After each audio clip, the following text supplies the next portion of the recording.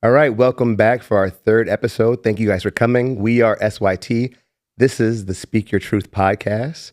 Today, I'm very excited to have a close friend of mine, Joseph Butler, Dr. Joseph Butler. Me and this guy have been on a journey for a very long time while he was earning his PhD in sociology. He is a critical race scholar.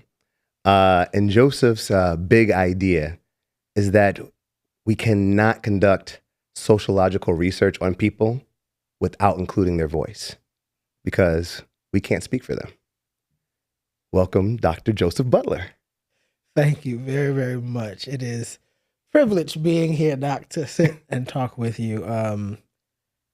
It's always interesting and fun to hear, right, like that articulation of the thing out loud. Mm-hmm. Right. That's real. I mean, like, it's been a journey. Like, becoming a black man and getting a PhD, that is a journey. We can't go there. We gotta start there yet. Let's start with your research, your dissertation, and how you ended the process, right? Yes. So your big ideas around people and their voice. What's your research about? So my research looks at African American male attrition specifically, and I'm looking at African American male attrition because what we know in terms of the data or the history is that black male graduation rates are always at the bottom of every list. Right? You mean like statistically? I mean like in which settings? Them actually not finishing. Right? In which settings? Like high school, grade school, everything, right? School, grade school, college, especially, right? Like, and when you start to see, essentially, it's kind of like a fall off. Mm-hmm. With every level, you see the number of black men represented in those spaces dwindle. And that was the conversation or the space that I wanted to enter into, because from, again, the limited information that I had at the time, it was, this conversation is happening in such a way where it's the fault of these black men that blame the victim. These numbers exist, right? And being a person who worked in and around education forever, it was like, no, right? Like there's something way more happening. And so the thing that I wanted to look at in that context was culture shock, right? Because this idea has existed and prevailed for so long, saying that black men get to college, they experience this shock, right? Like this breaking into a culture that was unfamiliar to them. And then that was the thing that caused them to drop out, right? And it's like, no, that's nonsense, right? Like everything that we know and understand about our own history makes us understand that there's something else happening, right? And as a person entering into the academy and trying to think about how you study and you engage this conversation that I was interested in, it was, okay, great. So I know that there is this culture, that is this black culture that tells us something different about what black men are experiencing when they get to college. And right, like you might talk about culture, you might talk about shock, but you're not contextualizing it in the way that we understood it from this historical context, right? We being other black men. Academy. Or the academy. The academy, right? Like, so the academy understands culture shock from this perspective of a guy named Penderson, right? And Penderson talks about the 5 stages of culture shock that people experience and that they go through. And the thing that was fascinating for me is when you look at Penderson's pendulum or progression of shock, right? You get to a place where acceptance occurs. The person accepts the conditions of the shock. That's what's shocking them. So both the person accepts the conditions that are shocking them and the community in which they entered into learns to accept them, and it normalizes. Right? Wow. Which for me, immediately thinking about that and looking at this, like, yeah, that's the problem. We're never accepted. Right? We never get to the place where you get to normalize. Because at every point when you think you've gotten to that. You meant acceptance like almost like assimilation, like eventually you're a part of it. I thought you meant like you just like you just stop questioning like, I just accept my fate, kind of like it's going to be horrible. It's like at a certain point, the only way you can progress through the different forms of shock is to get to a place where you have accepted where you are and the space that you've transitioned into accepts you, right? Like there is this coalescence that occurs. And it's like, yeah, but that never happens for Black men. And so then it's like, how do you talk about that? Again, because I can't speak from just my own experience. I got to be able to support that with something. And it's like, cool, because well over 100 years ago, W.E.B. Du Bois introduced this term, this idea of double consciousness, right? And at the very core of what Du Bois was talking about was this idea that for double consciousness to exist, we both have to recognize our own identity and the otherness that's placed upon us by an outside gaze, right? So it's like, that's something that is familiar in the Black community from childbirth, right? Like you grow up with some familiarity of the two-ness that exists. We got to act different here. Right? My mom, we out in public. Black men have always had to have a two-ness, right? Like it's we wear the mask that shades our face and hides our eyes, right? Like it's I'll laugh and eat well, but who will tell me to eat in the kitchen when company comes, right? Like when I was in college, I had a friend and I had never been in class with him. He was younger than me in school. And he had like a very thick Southern Florida drawl in our like private settings, right? And then I was in class one day, totally different voice. It was like shocking, like how well he could turn it on for that setting. But right, like it's gotta be tiring. It's gotta be tiring. It's exhausting, right? And so for me, as soon as I think about culture shock, I'm like, yeah, that can't possibly explain it because we've been awareness of our duality from the beginning, right? Like even part of what became fun for me in the writing was to recognize the interconnection between Du Bois and Baldwin, right? When Baldwin writes Letter to My Nephew, right?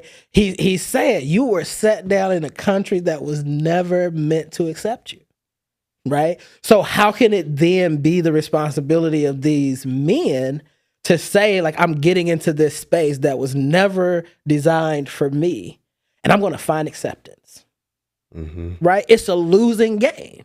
And so for me, I wanted to be able to enter into that conversation and make other people have a better sense or context of what that meant. So how did you do that? How did you find the other voices? So your big ideas about the people being studied should be speaking in the study. Yes.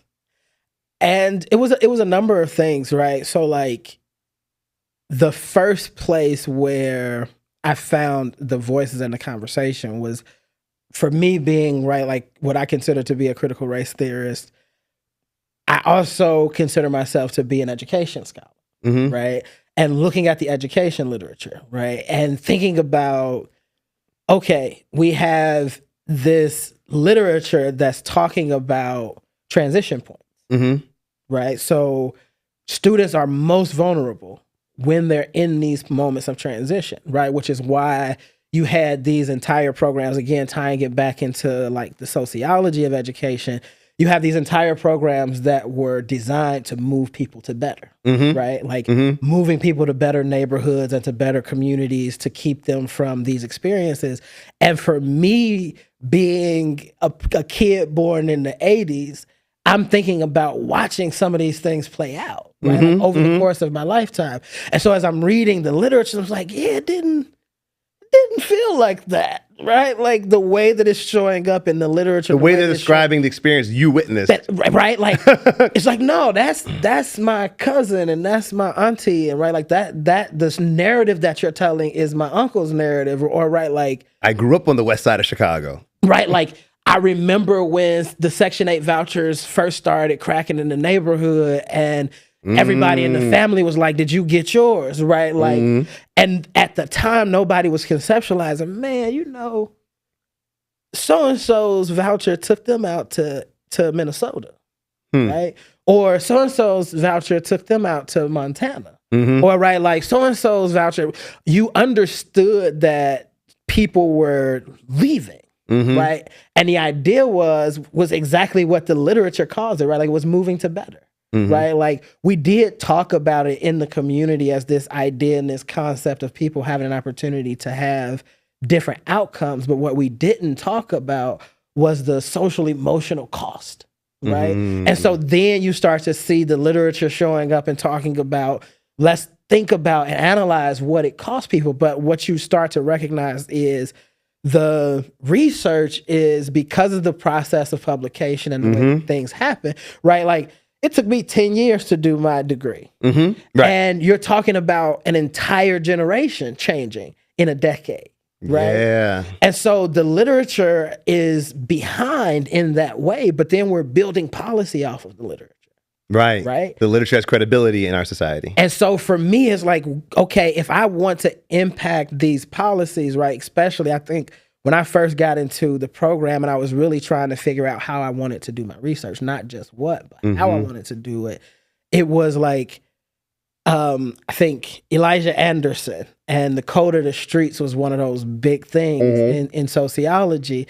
And the idea was like being able to document these Philadelphia natives' experiences in various situations, right? Like in the neighborhood. And Elijah Anderson's work became the bedrock for a lot of the like the laws that let stuff like The Wire happen. Right. Oh, word. That okay. His research impacted that kind of legislation. Right. And it was never what he intended for it to be. And so for me, it's like, okay, not only do I have to think about how you allow these voices that are normally unheard to speak, but how do you also do it in a way where somebody can't then use this information to further police the Black body? That's stressful. Because you like, I don't know, like we act like in society, like a number or data tells one story, but everything kind of gets contextualized, right, within the social construct.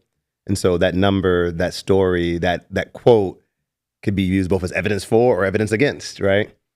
And you're carrying that burden as a scholar to try to represent people you care about, your community, and not have it right, like be a part of their destruction, be a part of their attack, their assault, right? And so it's like, how do you leverage these voices? And it's like, okay, there's really cool people out here doing research in all kind of exciting ways. And again, I will be very, very clear and transparent. I didn't get to do one of those exciting dissertation defenses, right? Like when I think about some of the things that are starting to happen, especially around like media reviews and things like that, where students are starting to be able to use their art as a defense. Yeah. Like the expression and the thing that you put together is actually a demonstration of your expertise and mastery of the subject, which is beautiful, right? Like you think about a generation of students who can come up in a space where expression is counted in the academy. Yeah. Right? Like that's the kind of thing that I think I started my journey hoping for, is right. Like, how do we do these things in a way where the thing that we have discounted in higher education for so long becomes valid, right? Because these voices matter. Now, having like, we both in other walks of life experience like the training that's about the attributes of like a white supremacist work culture. And one of them was like a devaluing of like personal narrative and storytelling in light of like hard numbers, right? Like we prefer hard numbers than this person's actual lived experience. And that doesn't really align for a community that comes from a tradition that has a griot, that has storytelling, that has like a verbal or an oral tradition, right? And that's part of what, like, again, when you think about your why, right? Like the context of the concrete of the conversation, when you think about your why, part of the reason why I was drawn to critical race theory, because it is simply a value statement, right? Like it's 5 tenets that we choose to govern our research by, right? And I didn't know that. Okay. And one of those things, and part of the reason I even bring it up is because like one of those key tenets that we tell ourselves that we need to live by is the importance of storytelling. Right? It is so culturally valuable. So, I'm not a scholar. You are. You are a scholar. But what drew me, like I began this journey to become an actor. Yeah. And what drew me to that is, I believe in the power of storytelling. Because at the core of it, right, a story is nothing more than an experiment in what is the right way or the wrong way to go about achieving a goal. And the author of the story gets to literally embed their moral perspective in that. They get to define that this is the right way or the wrong way based upon the drama and the consequences and the actions taken in their story. And I think like we trivialize movies and media because it's like, it's just a story. But then you're like, no, but like propaganda was is a thing for a reason. The Pentagon has a budget for Hollywood films for a reason. And so I think it's interesting to consider that even in like sociological research that most people may not spend time reading these books that you're reading, but these people are invested in telling a story. They have a story they want to tell. So invested, right? Like because the story that I tell is the story that shows up in Hollywood. Right? Mm-hmm. Like because the thing that you can pick up and read is the place where you tell stories, right? Like, mm-hmm. And for a culture where storytelling has been an oral tradition, mm-hmm. what does that mean? Mm. Right? Which is why, again, you have to think about allowing students to defend their dissertations in a different way. Mm. Right? So when I think about why I do what I do, right? Like it is so that the student that's coming up after me mm-hmm. can show up a little bit more as themselves. Right? Let's pivot. This is a good pivot because your big idea challenged the process in order to get your PhD. The way you wanted to do your research challenged it. There were easier paths. You could have just used data that already existed, and you chose to actually go out and meet young Black men in college settings and talk about their experience and allow them to communicate to the academy their experience in light of the research and the things that have been written about them. Right? What did that cost you? What did it cost you? What sacrifices did you have to make to pursue a different way of being in a setting that was trying their best to make you fit the protocol? So, like, man, there's so much there, right? Like, what did it cost you is a phenomenal question. But I think to get all the way into what it cost, you have to understand what the resistance was, mm-hmm. right? So I wanted to have a non-traditional experience. And when I say non-traditional experience, right, the expectation for a PhD student is you are a broke, struggling scholar. Right. Right, like that's the theme. Live in poverty. And right, like here I am, a 24, 25-year-old Black man, gone away to school, right? Like the first person in my family to get a bachelor's degree. And right, like I'm supposed to be out here doing the thing. Right. And now you're telling me that in order to do the thing, I have to go back to this impoverished lifestyle that I've already overcome. Like this, I just came from this, and you're telling me that to do this thing, I got to jump back into it, and I refuse. You refuse, right? Yeah. It's like there has to be another way, right. And for me, I should be able to get educated and enjoy my life. I shouldn't have to I shouldn't have to become miserable. I should have to postpone my life. And so, that was the resistance, was that the academy was not designed for people that look like me, right. And so in that, or people who think like you. Man, and I think that is beautiful, and that helps so much. Because again, I think it goes to the conversation that's happening in public right now. I don't know, right? Like there is this lawsuit out now for McNair. Right? Really?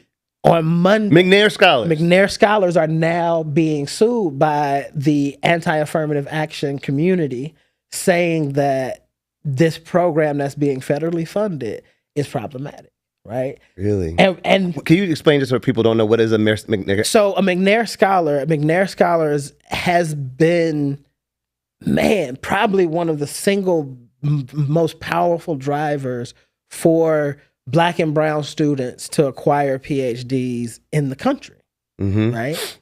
And it has been that kind of avenue and path to help groom students who come from various backgrounds who hadn't had the experience or the knowledge, or somebody in their family who went through a graduate experience to prepare them for what it will be like, right? Like, because nobody can really tell you. It's the joke of the Matrix, right? Like nobody can tell you what a PhD experience is. You just have to experience it, right? Like, because even for what schools and institutions are doing now in terms of like really pacing students to get through the PhD, when you think about 5 years of your life, right?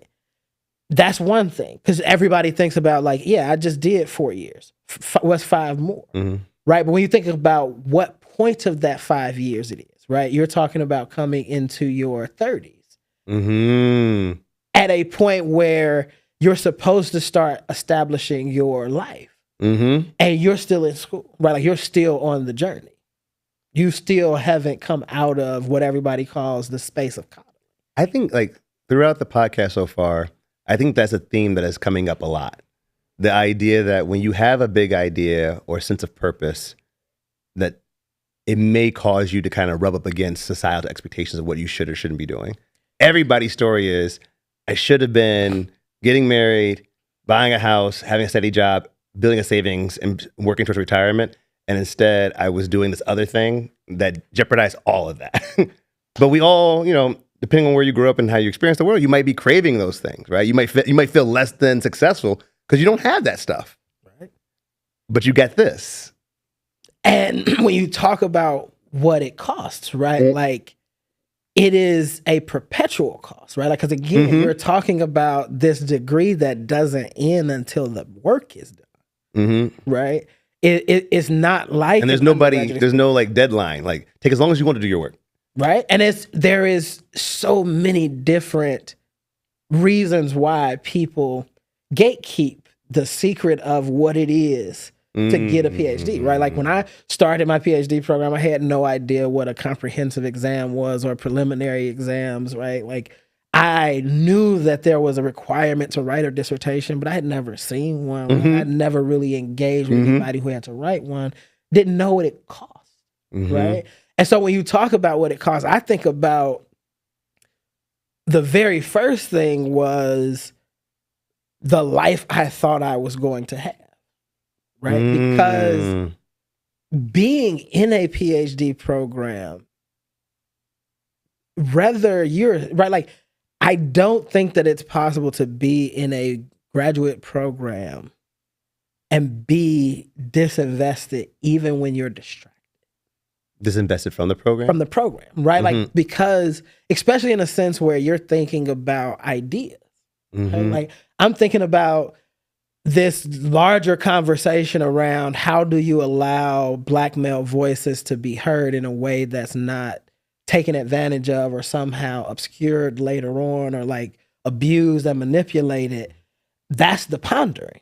Right? Like that's something I'm thinking about all day, every day, because that is me, right? Like that's actually, you just stated your big idea a lot clearer. You're trying to figure out how to include Black men's voice in the research without them getting exploited. Man, good luck. Right? God damn. Because it's like, how do you do that? You can't, right? Like, well, hold on. I think you do have a sense of how to do it because you are currently the assistant dean of diversity and inclusion at Princeton University. Yeah. So you humble about it, but you clearly are tactically like, I could go teach or I could implement my ideas. Right. I could teach it or I could do it. Because like when I was coming up, all you ever heard about was like I'm thinking this. Research practitioners. Right. Like the practitioners. It was like, okay, so wait, how do I practice the thing? Right. And so when I think about my research and how it's really classified and how I really think about it, it's like, yes, it is both sociology, but it is also landing very heavy in the education landscape, right? And what I'm really looking at is what are institutions doing that are causing Black men to leave? Right? And you got a firsthand account because you're sitting right there in the Ivy League. Right? How they doing it? And what you start to see is across the board. The problem is the same. And the question is, who's willing to invest in doing it different? Okay. Right? And I think as a professional, that's what I search for in my career. That's part of the reason why I ended up at Princeton, is because it's like, hey, I don't really know y'all all that well, but y'all talking real good, right? Like, it sounds like you about the business of really having an impact in the way that you're doing things, right? Like across the board, and it's definitely because of money, right? Like they're doing things different from what other institutions are doing, and it's like, okay, I can get with that. Right? Like we can actually be able to do things differently, and we can set a standard for what it looks like to engage with these people. Are you prepared to give away your trade secrets?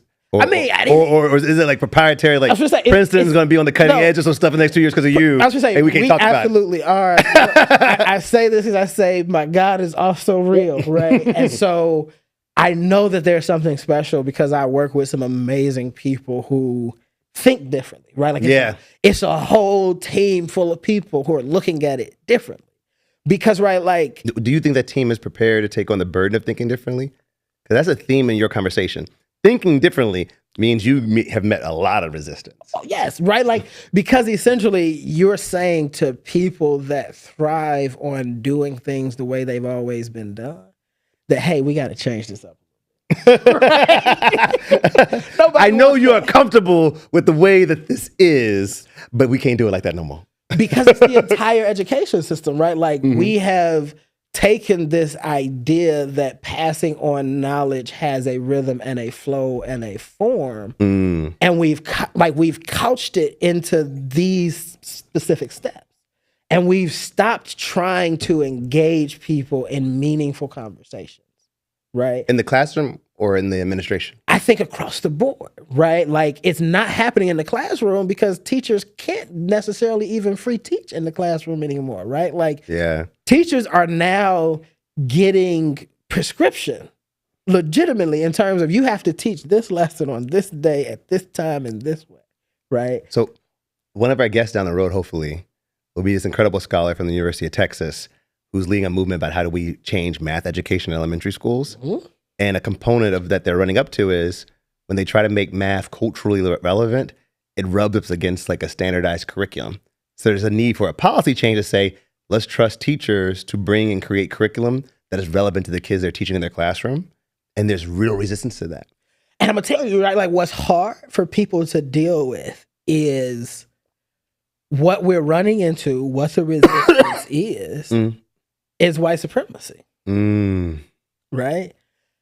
The way that we do things is predicated on century-old principles that don't exist anymore. And I think, right, like there are a number of people who have said this out loud enough for it to start to really resonate with people. But it's this idea that the academy is no longer for this married white man who, right, like has somebody at home cooking their meals, right, and making sure that all you ever have to do is read and think. Do your work. Right? Life is set up for you to do your work. Just your work. Just your work. Only your work. Whatever you choose your work to be, right? Yeah. Think about the cost of a dream, right? Like we think about Ta-Nehisi Coates, right? Like, and the work that he does in talking about the Black body, right? Like one of my favorite people who's on my committee, right? Like Dr. Brooms talks about what's happening for Black men in these nuanced spaces, right? And the work that we're trying to do is to leverage these young men's voices to be able to say, like, here's where we're missing, right? Because we have boiled Black men into this monolith that needs this thing to be okay. Yeah, we need to become the benefactors of a diverse set of stories. We need more stories, a variety of stories, so people can see themselves in things, right? And that is, if you want to say, right, like the secret sauce. I have been blessed to be in a circle of other practitioners who, right, like you get to build these communities with, who really start to value and to see that what we're looking for is these diverse set of stories, right? And expanding the narrative of who we are. Period. So the conversation. That's a big idea. How do we expand the narrative of who we are? That's hard. And the thing that happens, right, like when you're consistently pondering these ideas, right, like when you're thinking, it never goes away, right? Like, because one big idea cascades into the next. And the slope that is very, very slippery in the PhD process is planting your feet. Planting your what? Planting your feet. Oh, planting your feet. Yes. Right? Like getting solid. Because at the end of the day, all of these questions matter. But you got to pick one. You got to pick one. Right? How does that feel? Like knowing that there's this huge body of knowledge and you're going to spend a lot of effort to make like a little dimple on it.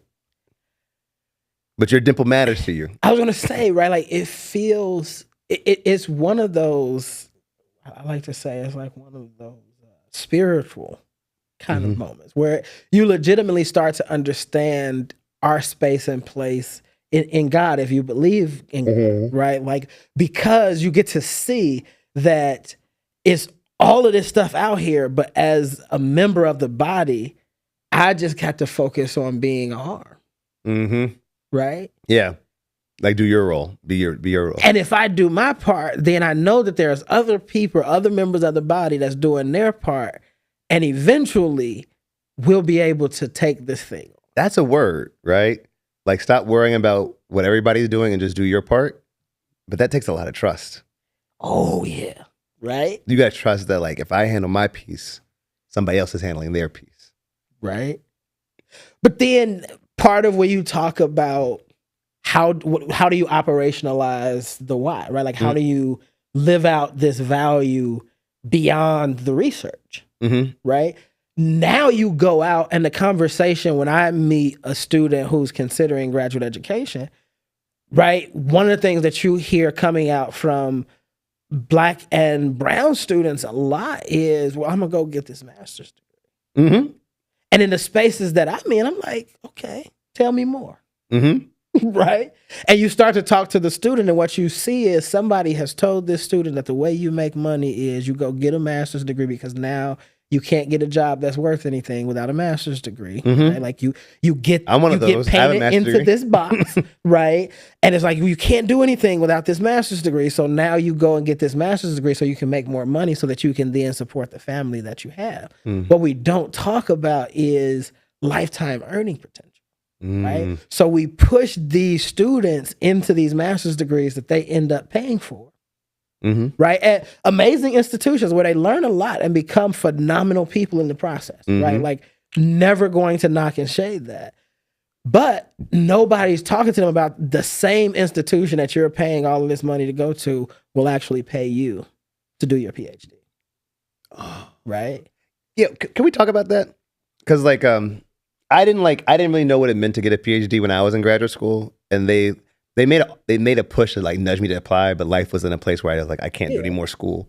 But you were describing to me where you are now at Princeton, what kind of setup they're giving PhD students, and as your job is to recruit people of color to get PhDs, I want to give you like a few minutes to explain to them what the benefits of coming to Princeton for a PhD are. So, what do you get? I was going to say, to live out my values and to be honest, right? When you think about just the top 10% of institutions in the country that are producing PhDs, you can get this at any of them. Okay. Right?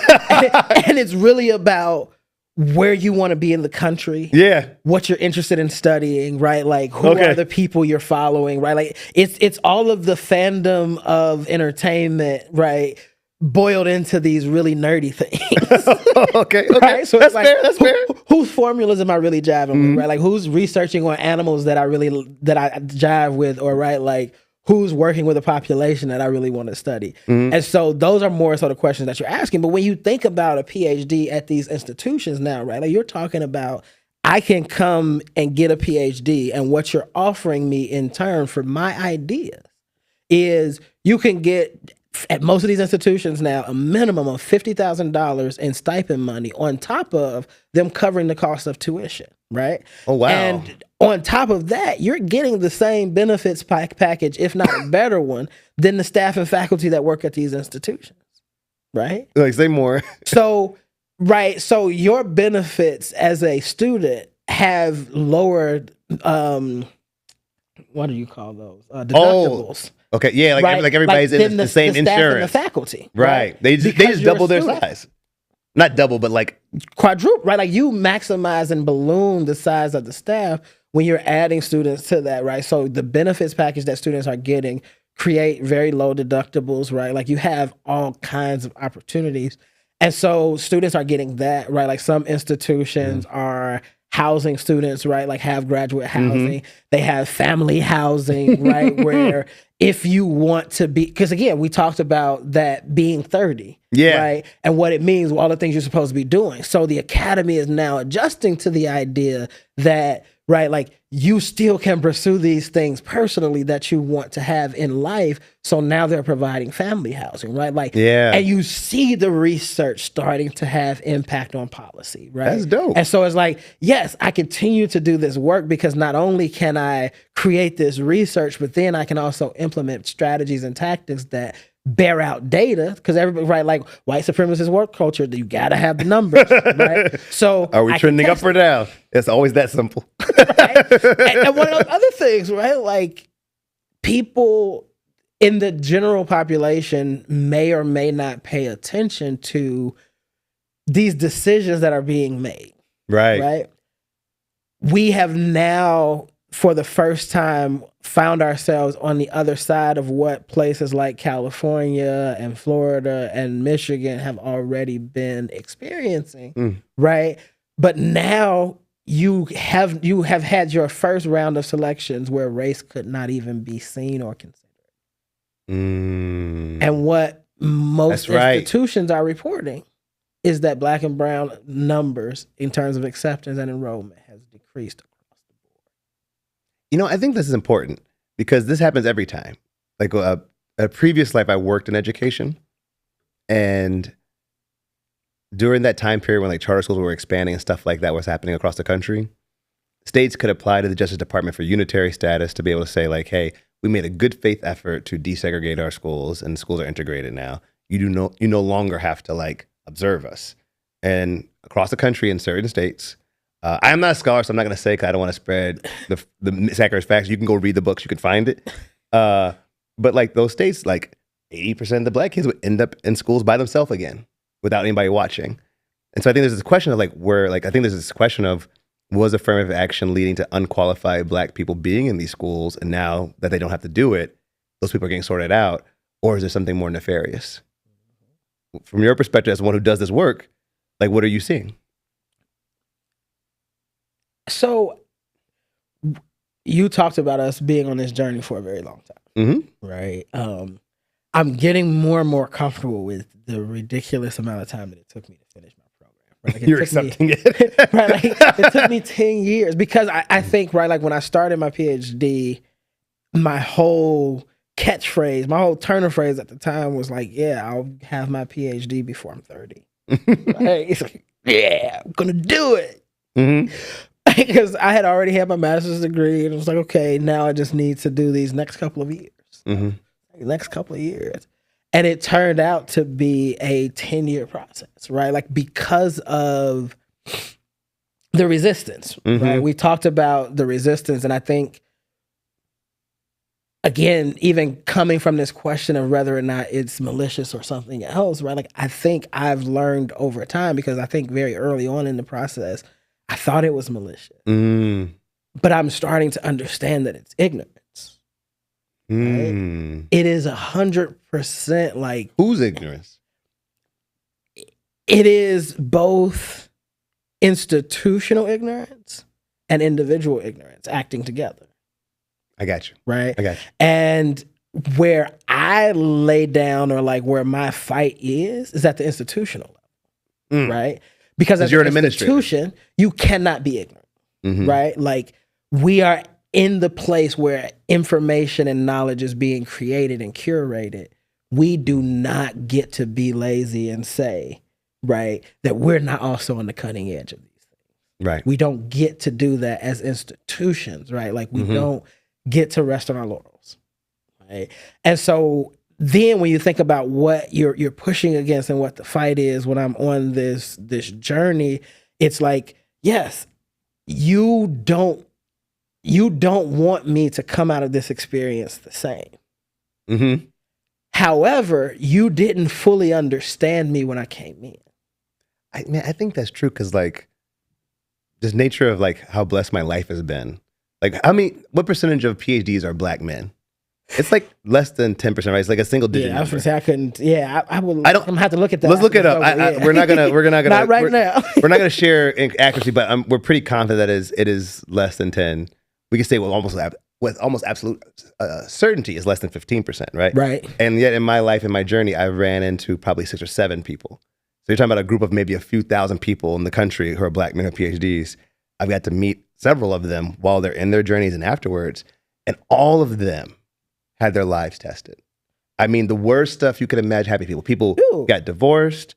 People had trouble with law enforcement. People witnessed their friends commit suicide when they realized that the dream wasn't going to happen for them the way they thought it was. People suffer with substance abuse. Like, this process of like being hazed by the academy has a unique toll on our body. Because, excuse me, like, say your piece. This is Speak Your Truth podcast. I was going to say, what I don't think people always get, and it's part of the reason why when I talk about my research, or even when I went into my research, it was important to do a social historical analysis, right? Like, because frequently we jump into the deep end of the pool without having, right, like built up to that. And the reason that is so dangerous is because all of these things have amalgamated impact, right? So for me, the story or the narrative or the conversation begins with the trauma of transition, right? Like the trauma of slavery, right? It is one of those things that you can't even simulate in modern society, right? And what we know in modern society is the physiological, the biological, the like synaptic damage of trauma. The way trauma has been studied now, we can't even fully fathom or understand the depth of the traumatic impact of that period, right? We can't understand how traumatic it was and the long tail what that does to people. We'll never know, right? Like, that's one. I feel like all the Black scholars deal with that. Like, I think Bell Hooks is dealing with that, you know? Because it's very easy because of how technology works and how information is moving, right? Like, we're always on to the next thing, to the point where we forget about the importance of the past, right? And I joke about this a lot in my work now because, right, like, I'm a social scientist and I work alongside, right, like folks in the STEM fields. And there's always this push and pull in the academy around soft sciences and hard sciences. Right? Like, who's really a scientist and who's smart, right? Like, you know. People need to chill out. But that's what I'm saying, right? Like, everything becomes this pecking order competition and fight. And, right, like, when you think about everything in the academy is this strategic fight, you don't think about how much it ignites trauma in the body, right? I've spent my entire life in a fight. And now you're telling me, in order to exist in this space that's supposed to be the equalizer, I still got to fight the same way just to show up every day, right? Like, can we talk about some of the, like, just some of the things you had to fight? Just like, is it okay we talk about it? Like, right, like the trauma of being able to come into a space as your authentic self, right? Like, we talk about that in quotations all the time now. Like I want to talk particularly, like, just so folks understand just like kind of the wacky things that happen to people like yourself. Can we talk about like what happened with your dissertation process and like how you got into your comprehensive exam and then what happened to you? Yes. Right, is it safe to talk about it now that you're done? Look. Yes. Wait. Can we just say, this is what we're talking about, how afraid I am to talk about it because I do not know the consequences for your life. Right? Like, even though you got your diploma. I was going to say we got to wait till October. All right. We'll wait. In the mail. We'll wait. But no, right? Like, like even the fact that we have to have that conversation. Right? That's so fucked up, man. Right? I can't even talk I just want to say, I witnessed your journey and what you went through. And I do not have a PhD. I've not been in a PhD process. But I, as a person who does not even understand the depth of it, knew what they were doing to you was wrong. And as I met other people who are in like doctoral programs or like people of color who have PhDs, they were flabbergasted to know what they did to you. But they were they were like, that is shocking. And you were so humble because you let those people abuse you because you just wanted to get done. Jelani, right? Like you let them abuse you. So again, your intelligence, everything you brought. Because of who I am and my values, right? Like when I think about the educational journey and the space that I live in on that side, I always talk about 3 simple things. And right, like the first one you'll love because it's very familiar and you understand it, but it's like, be less like Yoda. I mean, be less like Luke and more like Yoda. That's right. Be less of the hero and be more of the mentor. In this work in the academy, I have done what we're talking about is my superhero journey. Right? Like I did my thing. You had your lights around and you were doing battle with these people in the academy. Like all of it. You went on the hero's journey. Did that. Now my role is mentor. Right? How do you get somebody through it? Right. And you know that you both introduced and were able to see the people in my life who were the Yodas. Yeah. Right. Yeah. And then I also say to people, right, like the other thing that's really, really important to me. And again, I think it's personal to us in our journey together, the importance of a well-placed question. Right. 90% of the time when miscommunication happens, it is because there's a misunderstanding. And there's a misunderstanding because of an assumption. Yep. Right? Yeah. And what that cascades into to get real, raw, and transparent and clear is, right, like I had an expectation that went unmet. Yeah.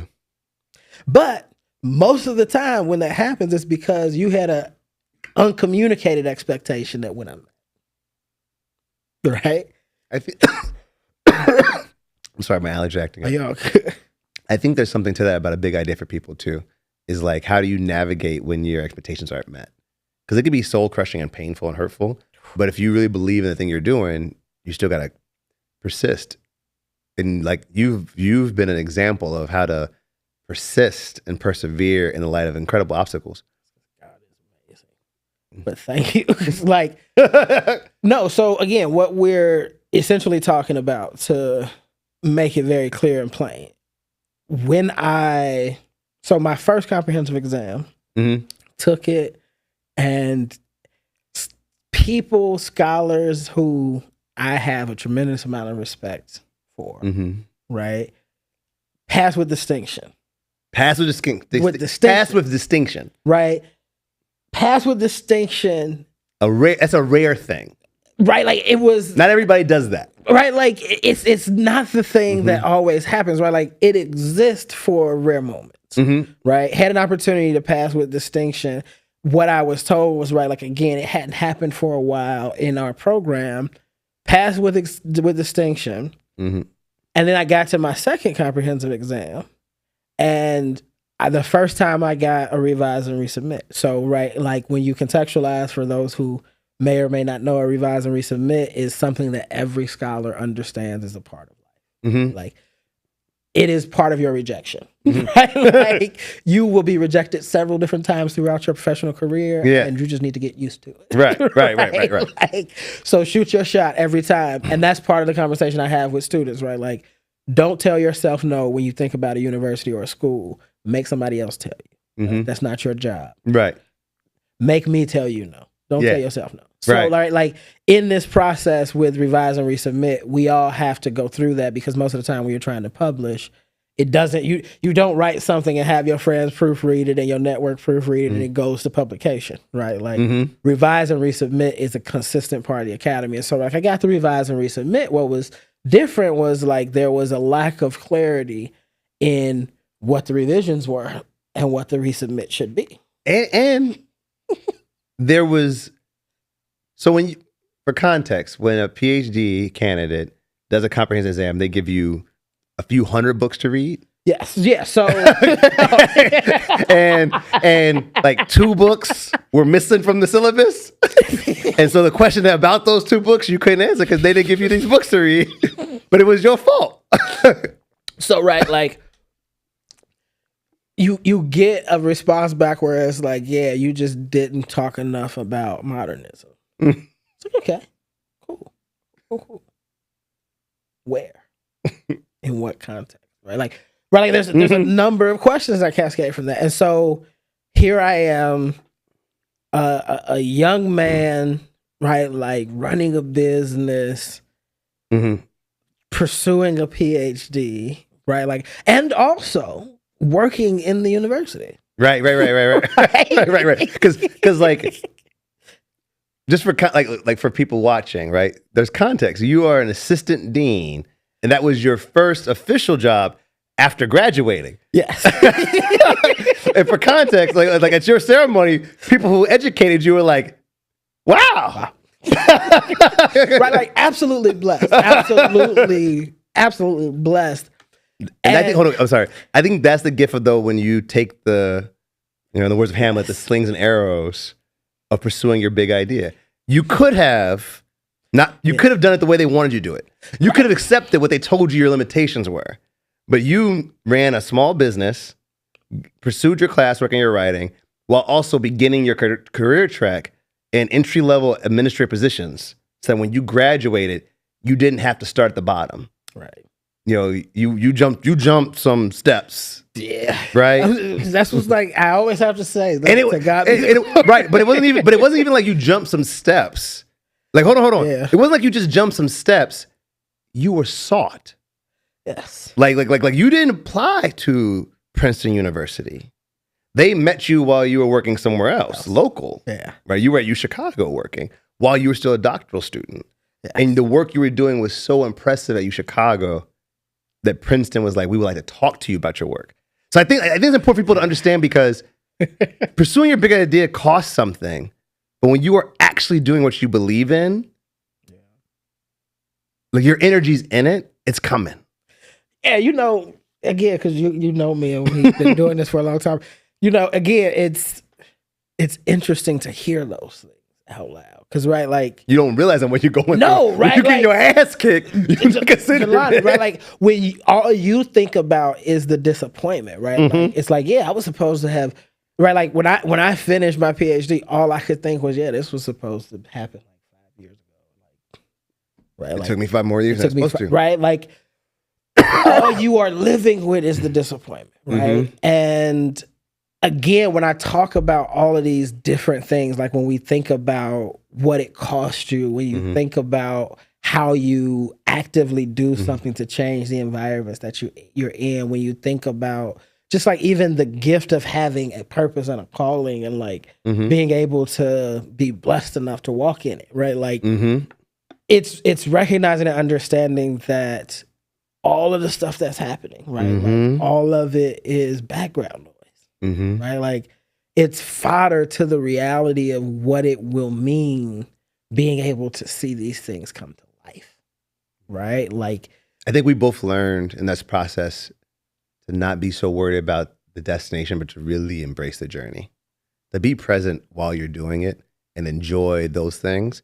Because like the end goal, it'll feel sweet for a moment. It may not feel sweet for a variety. You can't predict how that will feel 10, 15 years later. But if you are in a journey in pursuit of something you really believe in, that you really want, not in a superficial way, not in this will make my parents proud, this will make others think I'm impressive, but you found something in you that's like, I value this, then you can enjoy that journey. We're getting close to our time. Is it okay if we go a little over? We have time? You still have 30 minutes. Okay. This is gonna be a little bit longer because I still gotta get all my questions in. We're talking a lot about your journey and your sacrifice. We're gonna do this a little bit backwards. So what would be like your advice to folks right now who are at home who are thinking about pursuing a big idea? Right? There's a 40-year-old who always wanted a PhD, and they're gonna hear this conversation and be like, maybe it's not too late, right? There's a person like me who like has always been an artist and didn't know how to live an artistic life. And I'm 41 and I'm in plays and doing stuff, right? Killing it. Right? Yeah. So it's like, what would be your advice to those people to say like, what is it like? How did they go about pursuing their big idea? How did you go about pursuing your big idea? What got you through your 10 years? So two different things. So I think what got me through the 10 years is definitely what they say, faith, family, and friends. Right? The three F's, faith, family, and friends. That is it. That is the only way you persist in the insanity of that. But like, in terms of what the advice is, it's really, really simple, but it's important to understand and contextualize, right? Like, the simple advice is don't ever tell yourself no. Don't ever tell yourself no. Right? Like, there is enough no's to go around. Right? Like, I promise you, no is going to show up for you. Just keep living. Right? Like, just keep living. No. More so. You don't gotta be one. You're gonna get no's anyway. Why are you gonna no is coming? Right? Like, don't shut yourself down, right? Unless you're a sociopath, right? Like, you should give yourself some no. That's right. But you're a sociopath, so you don't even know. So right, don't give yourself no. That's helpful. Like let other people tell you no. You don't have to tell yourself no. You want to do it, just do it. Dude, right? Like, the number of students that I think I come across both in the work, right? That's just in the work in these universities and institutions. It's like, guess what? It is okay, right? Like, you see this name, you see this brand, you see this logo, and you feel like it is this unattainable thing. But in the end, you're the gift, right? Like, when you ask me about what's the message that our institutions give to students, it's right, like, you're the prize, right? Like, all of your life, people have made you feel less than, right? Like, you've had to fight a little harder, right? Like, you've had to deal with things in ways that other people have not. Like, when we're talking about my journey and my experience, right? Like, I was in some ways abused throughout my journey because I just didn't know, right? You didn't know you could fight back. You were taking it because you're like, I got to. I have no choice. But right, like, it is again why I talk about the importance of the importance of a well-placed question, right? Like, because what you start to understand, if anybody had sat down with me and asked me the importance of those well-placed questions, and they started to get into it with me, it's like, yeah, I was raised in a culture and in a space where you didn't ask people in authority questions, right? We don't have time. We don't have time to go there, but that's real, right? Like, you are not allowed to question what's happening to you. You're not allowed to question, why do I have to do that? Or meet like literal physical violence at home where you live. Right? Where you live. And so when I get to the academy and you're telling me that I have to be in the driver's seat of my experience, that means something different for me. Right. So I think that's a big idea for people. But nobody's sitting down with students, right? Like, actually, nobody used to sit down with students when they're coming into these experiences and saying to them, right, like, this is what you have an opportunity to do, right? Like, one of the most fascinating and beautiful things about my job is I get to invite students who are curious about graduate education, and I get to talk to them directly about the hidden curriculum that is designed to frighten them and to scare them and to make them feel inadequate, right? But it is all things directed towards making you say no to yourself, because the reality is you're a gift. And if you actually put yourself out there, and again, everybody ain't gonna say yes to you, but the right somebody. I think this extends beyond just the academy and people pursuing PhDs. I think in general, like, I work with young people who are at work, and it's like, it's okay to question authority and why things are the way they are. Right. You know, society only advances when we ask the questions and say, why do we do it this way? But there's an entire sector of the population that is trained to the exact opposite direction, right? In their upbringing, in their rearing, but we're not talking about that in the way that we educate. Mm-hmm. And those are the kind of stories, those are the kind of narratives, those are the kind of things that we're starting to talk about in different ways in the academy. And it's because of research, like the research that I studied for my dissertation, and the research that I even now, it's hard to say out loud, right? That I'm producing, mm-hmm. right? Like, those conversations are important, mm-hmm. because you also have a whole other backdrop, like the folks suing McNair. Right. Right. That are trying to tell a different narrative. And those people aren't telling themselves no. They're not questioning why they're doing what they're doing. They're just going to do it. Not even a little bit, right? They're taking their shot. So again, bringing some of these things back together, the last part of my higher ed mantra or thing is leading with grace. Right? And leading with grace is important, especially when you're talking about a well-placed question, because the grace comes in at, I don't know. Right? Yeah. There is an infinite possibility of reasons to why you are doing a thing that you're doing that I couldn't potentially fathom unless I asked you a question. Mm-hmm. Right? Mm-hmm, mm-hmm. And the greatest disrespect, or the secret that you say to making these things happen, or the really unique fun thing happening at Princeton, right, is people being willing to ask the question beyond the question. Mm-hmm. Right? It's okay. Go deeper. Yeah, it's don't keep it so surface level.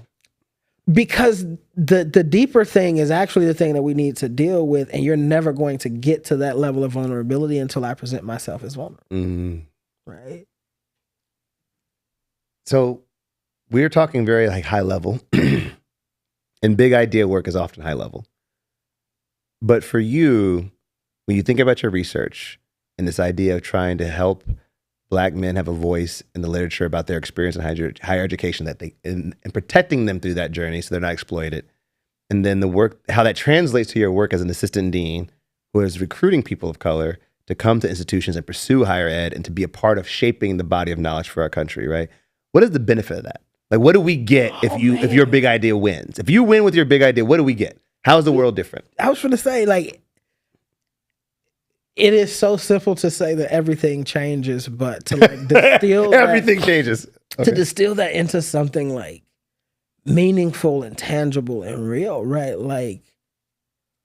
One, institutions of higher learning are without a doubt consistently pushing technology and society forward.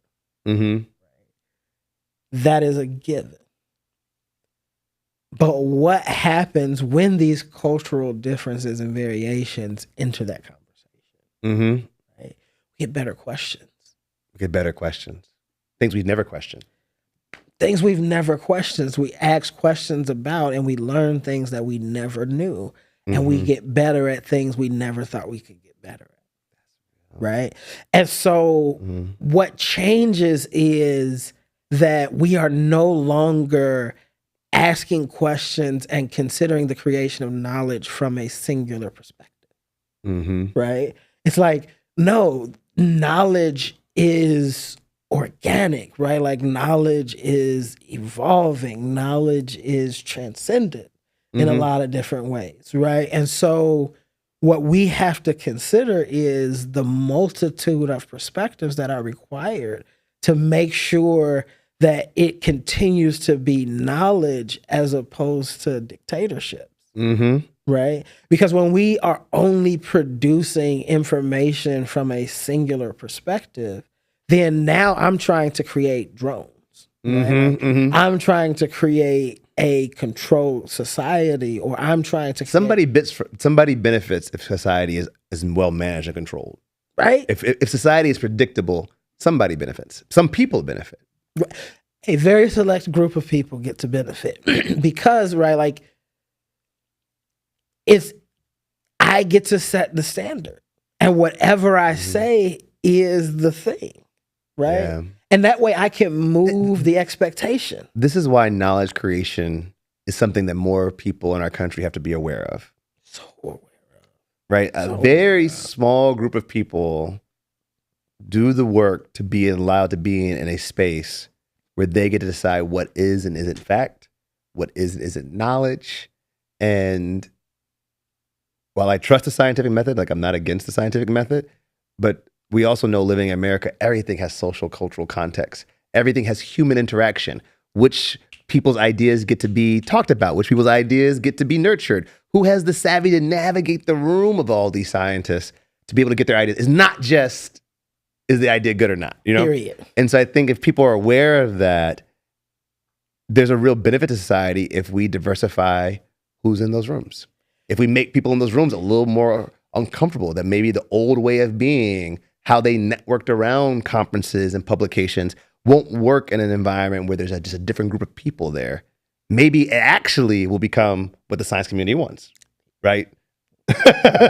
Like this novel creation of ideas, right? Like this novel, where it's really a meritocracy about the work and not about the other stuff.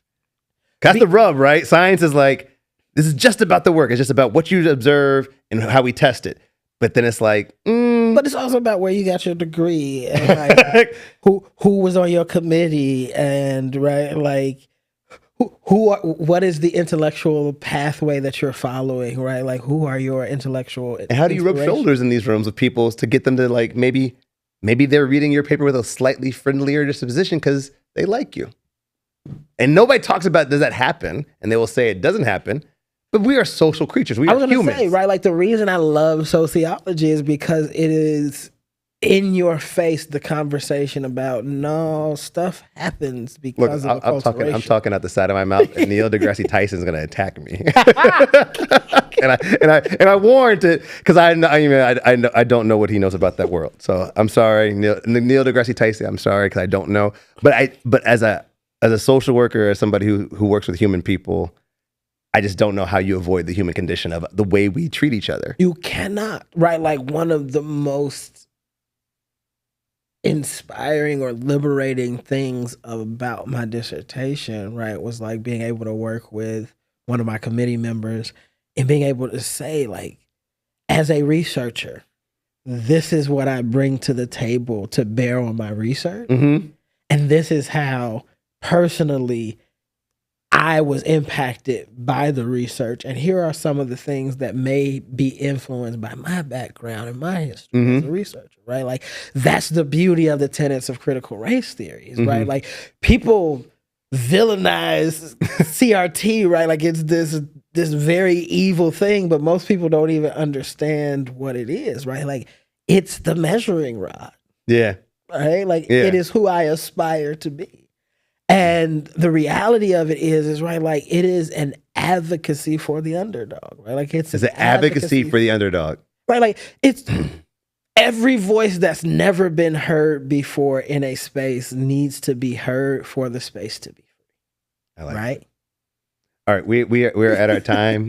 We got to start winding it down. I try to keep these conversations right around an hour. Before we go though, you know, this podcast is all about talking to people who found their purpose, right? And so I'm going to ask you 4 questions, and how an affirmative answer to these 4 questions is a good sign that you may be on the journey for your purpose. Okay, the first question is, are you good at what you do? Yes. Can you get paid to do what you do? Yes. Do you love what you do? Oh, I love it. I could not do it if I didn't love it. Does the world need what you do? Yes, absolutely. You found your purpose. Man. How does that feel? I was going to say, that feels really good. It feels good. Because, yes, it is hard. Every day is hard. A different kind of hard. But it makes it worth it. When you feel like you're doing what you're supposed, like what you are supposed to be doing. When you know that you're doing the thing, right? Like, even in terms of we skated around the insanity that I like to use in the approach of doing my work. But even talked to you the other day, one of the things that I recognize is like, there's peace for me in the chaos, right? Like when I have a project due for a client and assignment to submit for grad school, and I got this really cool project coming up at work, and I gotta disappear into myself and into God for a moment just to be able to survive it all, right? Like there is peace and stillness and happiness in that for me in a way that I didn't understand before, right? Like as those things devolve for me, so too does my like discipline in a lot of ways, like because it doesn't feel like as much is at stake. But when I'm doing those things, life is full.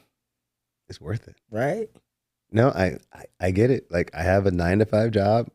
I'm a salary employee. It's not really 9 to 5. Like I work on Saturdays. I work on Sundays. When they need me, I'm there. We do what needs to be done. But then I still find time to be in a show. So I have a lot of like, I wake at 5. I go to the gym. I take the kids to school. I go to work by 9. I leave the office between 5 and 6. I drive an hour from my home to go to theater. I go to rehearsal from 7 to 10. I drive an hour home. I get right in the bed and I do it again. But you know it, right? And every day you can get better at that rhythm and that routine. Well, it's the fullness that I desire. Like I could do one or other and I probably wouldn't feel as good. But my work that I do for my day job is deeply meaningful to me. Like I enjoy that work. I get to be an artist at work. Yep. And it provides for my kids. It provides for my family. It provides for my well-being and security. And then I get to nurture this whole other part of myself when I get to go to the theater. So going to bed at 9 o'clock don't kill me, right? Getting up at 4 a.m. don't hurt as much when I know what's on the other side of it, right? Like getting to do what you actually want to do. One of the things that I consistently is a mantra for me, and I'm learning to live back into it as again my life has shifted and things have changed for me. It's like, yes, how do I continue to get up and do the hard thing? Because on the other side of doing the hard thing is the promise, right? And it's like we get so good at avoiding the hard thing, be uncomfortable. This year for us has been about like, how do you be uncomfortable and just kind of do it? Right? Just point your toes and sink into it. Like and it's gonna be uncomfortable. Let's just dive into that. One thing that society is telling you, that ain't quite right. Like you should never have to be uncomfortable. But you know what? Thus far, I mean, we're only 3 episodes into these conversations with people who have big ideas and are living them. Yeah. Like that's a big, I don't know if people caught that, but that's a big piece of this. It's not like you have a big idea and you're hoping to do it. Like everybody on this show is someone who is doing the thing. They've taken the risk to do their thing. And almost everyone has talked about the discomfort and embracing that in order to do it, in order to pursue it. Yeah. Because again, right, like great things require great sacrifice, right? Like that's where we started the conversation. So we need to have a guest to ask them, should it be that way? Could we have a society where you don't have to endure that to do it? Does it have to be like this? What would it mean? More people living their best lives and not feeling afraid. More people pursuing things because they don't feel the barrier of entry is going to cost them something that they think is more valuable than the thing that they think that they want. Which I can't judge. You can't judge anybody for that. Like if you are barely surviving, it's hard to tell somebody go live in your car to become a filmmaker. Yeah. Right. But like, that's kind of what it takes. You know what? A friend of mine posted this meme and I thought about it and I was thinking about I was preparing for our conversation today and they're talking about this. Like, it's like this idea that like poverty now is like a fast track or automated, right? You don't have money to take care of your teeth. So now a year later, it's a more expensive root canal and pain. You know, you can't afford a good bed. So now you have back problems, right? Like everything just keeps sliding, right? Because I think one of the most amazing experiences that I have ever had in my life with God was during the pandemic. Because for the first time in my life, it became crystal clear the intersection between our physical body, our spiritual selves, our intellectual selves, our emotional self, right? Like all of these things, the physical, the intellectual, the emotional, the spiritual, you gotta keep in balance to do right? Like you can't do the hard thing if you physically can't, right? Like you can't do the hard thing if you're emotionally wounded. You can't do the hard thing if your brain isn't clear enough to think through the process, right? Like you can't do the hard thing if you don't have a spiritual center and anchor to be able to motivate and push you when it gets hard, right? Like, and you need these things working together in harmony to really, really chase the thing, right? Because all of it, right? Like everything is going to go crazy when you pursue your hard thing, right? Like everything's going to go crazy when you chase your why. And the only reason you're able to hold on to it is because you're consistently doing the work of centering yourself and balancing yourself and standing in your faith, right? Like, and following the values that you have, like, for yourself, right? Like, it doesn't exist without that. And we consistently try to say, like, yeah, I'm going to get fine spiritually and then I'm going to work on mine, right? Like, it's all, like, you got to work on it together because it only works in balance. Yeah, that's a good word to end on. That's a good word on. Find balance and then question society. You talked about big questions. I think we should end on that question. Of like, should it be this hard to pursue your dreams? Maybe not. Yeah. And we should be a part of a generation of people who make dream pursuit just the way everybody gets to live. So we all can have more fulfilling lives and not be so afraid. Man, I feel like we're losing something. And miserable. Yeah. Did you enjoy your wine? It was very good. I was going to say, it was jammy. So I do. It was jammy. It was jammy. I recently got into wine. We talked about in the first episode. It's a big idea. But every episode I pick a bottle of wine for that guest. And it's just kind of fun. Like, I don't, sometimes it's the story of how it was made. Sometimes. So this wine was called Educated Guess from Napa Valley. And I thought it made perfect sense that we drink a bottle of Educated Guess with a scholar. So I hope you enjoyed it. And then, yeah, do you want to just tell the folks if they wanted to connect with you? Like, do you have a social media platform or anything like that? So I am definitely working on some of the social media platforms. I have the Facebook. It is under my name, Joseph Butler. I have a very active LinkedIn profile, which is also under my name, Joseph Butler. And I will soon have an Instagram account. I don't know what I'm going to call it yet. I've been encouraging him to get an Instagram account. I just want him to say, like, he's got a special role in the world. People should know what he's doing. And then, he should be one of those people who are like a correspondent on like the news about like y'all gonna give it affirmative action? Y'all should call Dr. Joseph Butler. like you should be one of those people. Hey, from your lips to God's ears, I receive it. That's right. That's right. Well, thank y'all for sitting with us. I know this was a longer episode, but when you're talking to somebody who's invested 10 years in pursuing a dream, you got to give them 15 extra minutes. This is the SYT. We are SYT. This is the Speak Your Truth podcast. You can follow us on Instagram at We Are SYT. You can also find us at wearesyt.com. If you'd like to be a guest on the show, you can email us there or find us on Instagram there. We're looking for people who are pursuing their big ideas and taking risk and want to help them share their story with others to inspire, more people to find the courage to try. Thank y'all.